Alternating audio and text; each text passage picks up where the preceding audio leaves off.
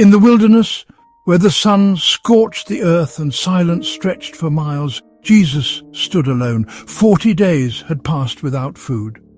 Hunger gnawed at his body, each moment pressing the limits of human endurance. Then, like a shadow slipping between the rocks, the tempter came. His voice was smooth, almost reasonable, almost compassionate. "If you are the Son of God, command these stones to become bread." At first it sounds harmless, logical even. Jesus was hungry. He had the power, a single word, and the problem would be solved. What would be so wrong about that? But this was no simple test of survival. This was a test of identity, trust and purpose, a challenge aimed at the very heart of why Jesus had come. The devil did not launch a direct attack, no outright denial of God. Instead, he planted a question, a subtle seed of doubt wrapped in flattery. "If you are the Son of God, prove it, show me. Show yourself, validate who you are through power." But here lay the trap. If Jesus had acted, he would have conceded that divine sonship required proof, that God's provision was not enough, that faith needed evidence, that trust could be bent to the demands of hunger. Yet Jesus knew who he was. His Father had already declared it at his baptism. "This is my beloved Son, in whom I am well pleased." Those words had been spoken over him before he performed a single miracle. He did not need to turn stones to bread to prove his sonship. He already was the Son of God.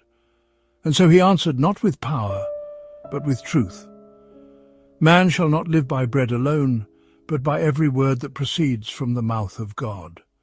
Bread sustains the body, but the word of God sustains the soul.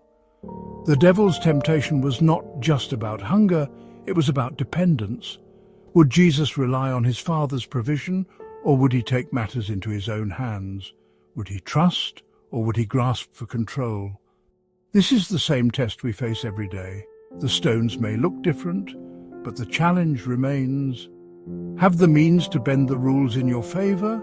If you are capable, why not take the shortcut? Feel pressure to make something happen now? If you don't act, who will? Tempted to use power for personal gain? If God gave you talent and influence, shouldn't you use it however you see fit? The world tells us that power is meant to be wielded, that success belongs to those who take control. But Jesus reminds us that true strength is found in surrender, trusting in God rather than manipulating outcomes for our own purposes. So do we force our own will, or do we trust in God's? Faith is not proven by miracles on demand. Faith is proven in waiting, in trusting, in believing that God's timing is perfect, even when the hunger is real. Jesus did not deny his hunger. He did not pretend the stones were soft loaves of bread, but he refused to let hunger dictate his faith. Satan wanted Jesus to prioritize the physical over the spiritual, to let necessity justify compromise. But true faith does not bow to immediate need.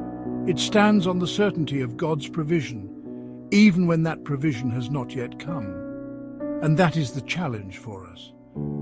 The world tells us that what we see, what we touch, what we hold in our hands is what matters most. But Jesus reminds us that there is something greater. We are not sustained by bread alone. Money, success, security, these things may feed our lives, but they do not feed our souls. Only the Word of God can do that. And so the question remains, when the hunger comes, the hunger for provision, for love, for significance, where will you turn? Will you reach for the stones, desperate to turn them into bread on your own terms? Or will you wait on the one who promises to provide exactly what you need, exactly when you need it? Jesus chose trust over proof, faith over power, obedience over appetite. May we do the same.